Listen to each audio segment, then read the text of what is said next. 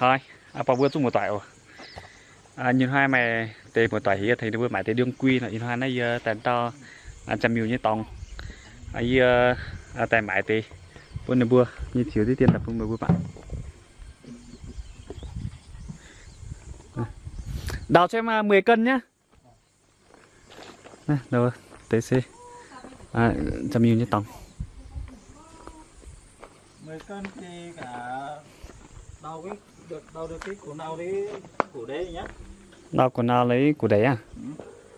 Còn nếu là đã là 35 thì vừa có to lớn nhỏ thì cũng bỏ thế thì bán lại chạy được thế này. Rồi cứ đào cho em đi. Thế cũng được. Nhớ còn bán lại chạy thì còn là cái củ to thôi thì giá khác nếu còn lớn như thế thì mới là 35 đấy. Rồi đào cho em 10 cân đi.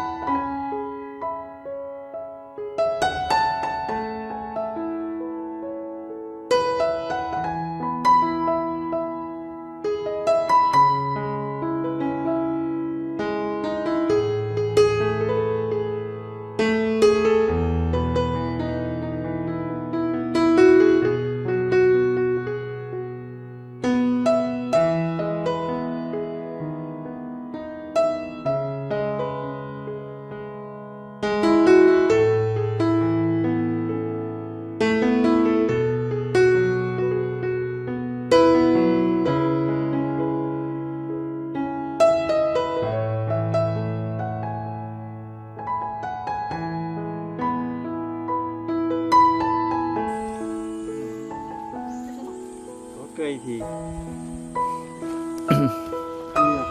tốt rồi, củ nó lại to, ok.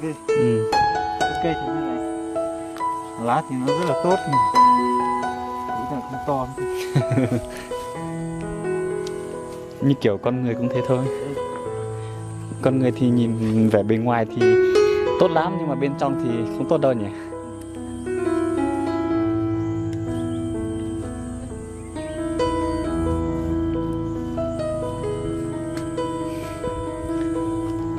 Nhà anh là trồng chỗ này hay là trồng thêm cái chỗ nào nữa? Mới đi đây thôi mà.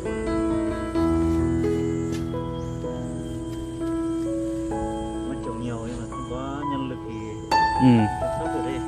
Cái này phải có nhân lực nhỉ? Chắc mình phải nhổ cỏ thường xuyên đấy nhỉ anh nhỉ?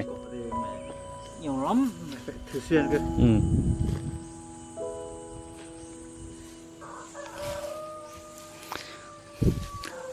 Chắc gần đủ rồi chứ. Anh đào cho em cái củ này nào. Anh đào rộng tí em về xem củ này ngon em về ngâm rượu nào. Như củ đấy đào được chưa?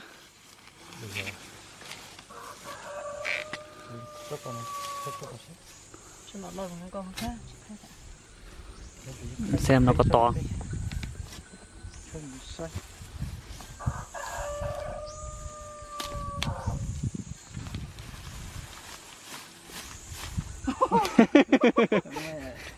Nhìn này lá rất là tốt rồi mà củ nó bé. Nhìn đấy thôi nhỉ. Nhìn đẹp thôi. Ê, như lúc đầu anh nói lá thì tốt nhưng mà cái này là rất bé. Còn những cái củ cái nào lá xấu xấu thì củ nó to cơ.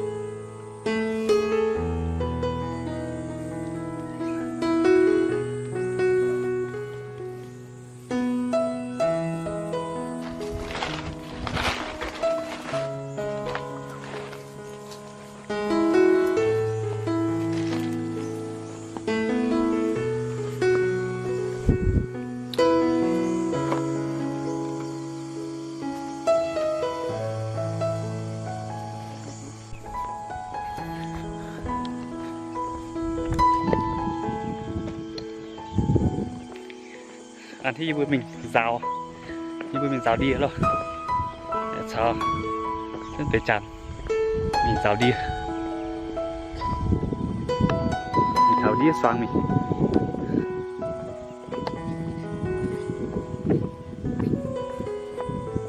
rào tại sẽ tôi dần buồn vừa nhiều tỏa rồi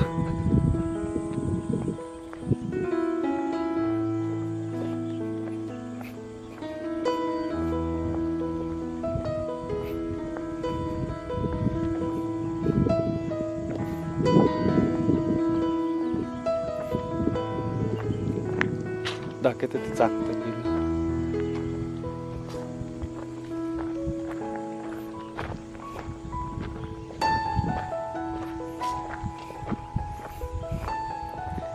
Đây có một con suối cũng tiện phết nhỉ.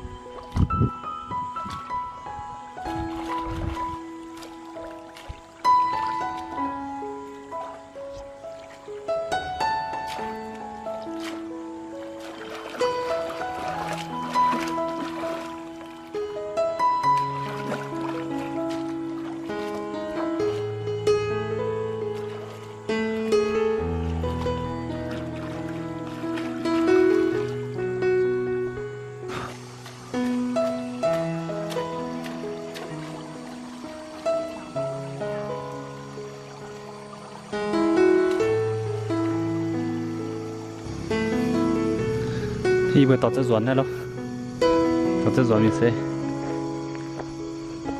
truy bún vừa như một toại đó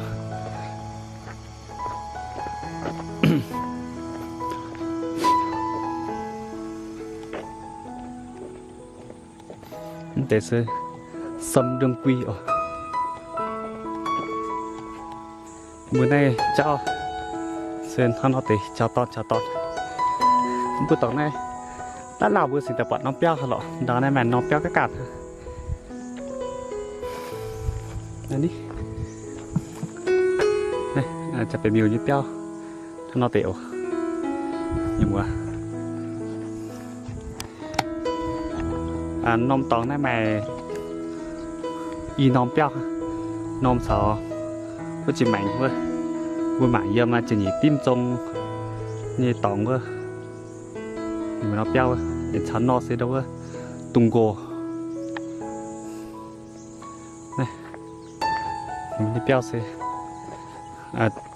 nó chinh nó nia trong chinh đây ồ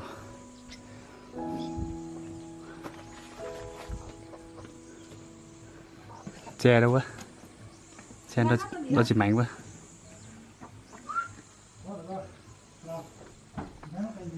này nó mà trả lại nữa dạo có này là mình về nuôi hầu thằng nào tì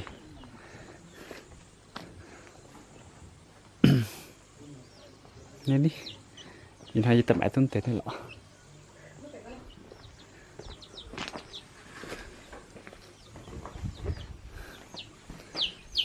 thì bị béo anh thử lấy cái cân xem nào ừ.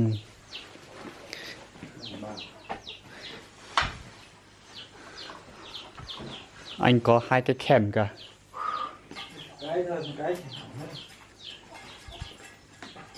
anh chắc là nghệ nhân đấy nhỉ thổi kèn 2 năm chứ anh biết thổi đâu mà thế à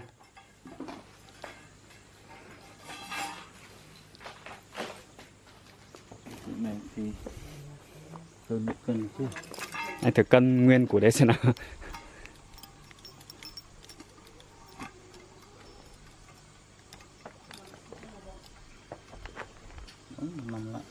năm lạng hơn nhỉ 5 lạng tươi ừ.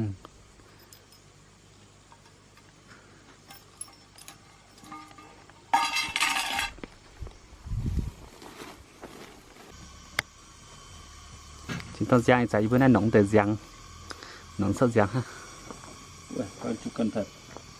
hơn chục cân này cân đấy là 10 cân thôi à 10 cân. thế anh bỏ ra cứ cân 10 cân xong là tí nữa cân thêm mấy cái kia đi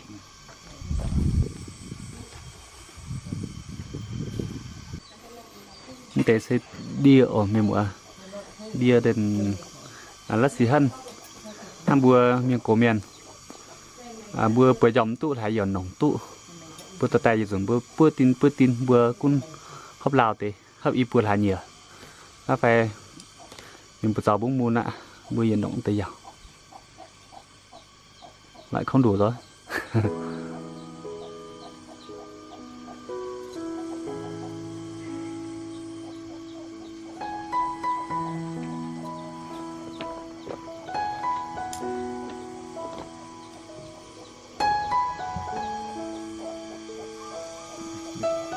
rồi cứ cho làm 10 cân đi 10 cân đôi mới tị rồi cân cái này nữa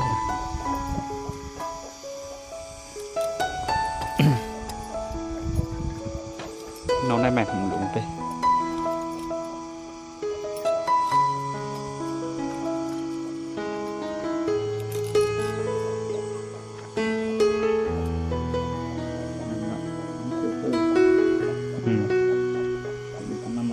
năm lạng rưỡi nhỉ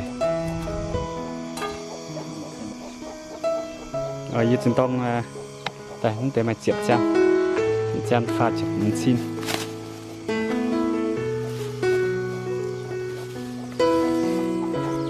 nên bữa tại tháp nhau mày nói nên nhiều giảm nữa ha hiện chăm này mày thang đó thiêu và bên bữa mấy cua giặt rồi thì làm để y đòn nhiều ha này hiện lô hiện kilo ạ cho đây chắc tầm khoảng 2 cân nhỉ nhìn hoa tết này giờ mãi tập bún với miền mùa mà từ hôm đi Hà Nội này vừa hiểu bún nhiều tỏi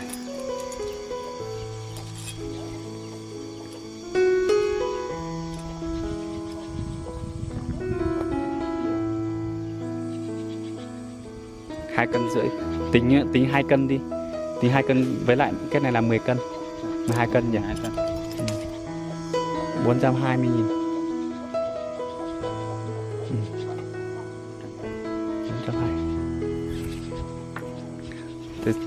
nhỉ chăn sẽ phế bẹ nhỉ cho xin phế bẹ nhỉ xin này bữa tới này mày nó nên rất chắn nhá nhắm trẻ